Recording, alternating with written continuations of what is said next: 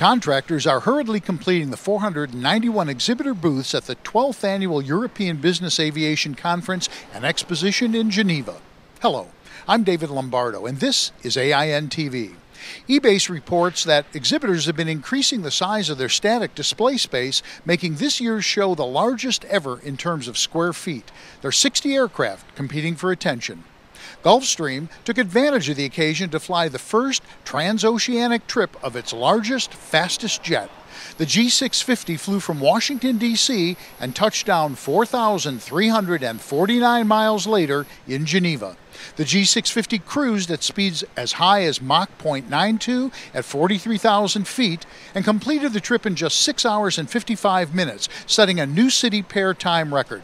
The G650, which will be on static display on Monday only, joins Gulfstream's super midsize G280 in making their international debut here at EBACE.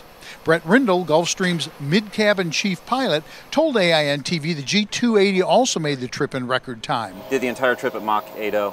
Rindle said the G280 also set a new Washington, D.C. to Geneva record in its class, completing the trip in only 7 hours and 47 minutes. The buzz on the floor is as many as 3 new aircraft will be introduced during the show.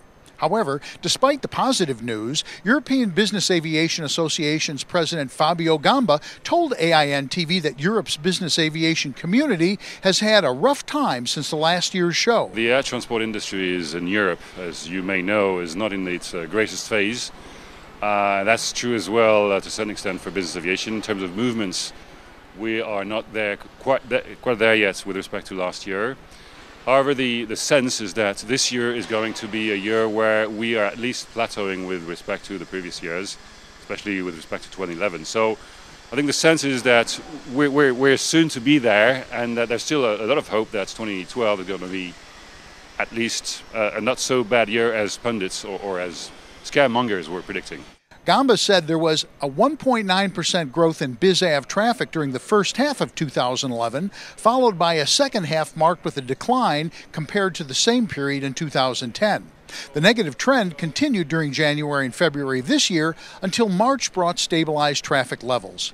In an exclusive interview, Gamba told AIN there were numerous factors that contributed to the slow recovery for business aviation, including airport slot limitations, illegal charter operations, which may account for as much as 12% of all flights in Europe, new taxes, emissions trading, and a lack of progress in the Single European Sky Air Traffic Management Program. Despite having recently filed Chapter 11, Hawker Beechcraft announced that they are well positioned for the future when the company rises from the ashes of bankruptcy protection later this year. During a Sunday pre-EBACE press conference, Sean Vick, Hawker Beechcraft Executive Vice President of Customers, referred to a rumor the company would be liquidated.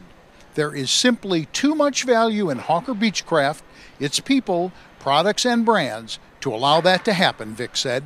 Under the terms of the reorganization, creditors will exchange their debt for ownership of the company and have extended $400 million to finance ongoing operations while the restructuring is concluded.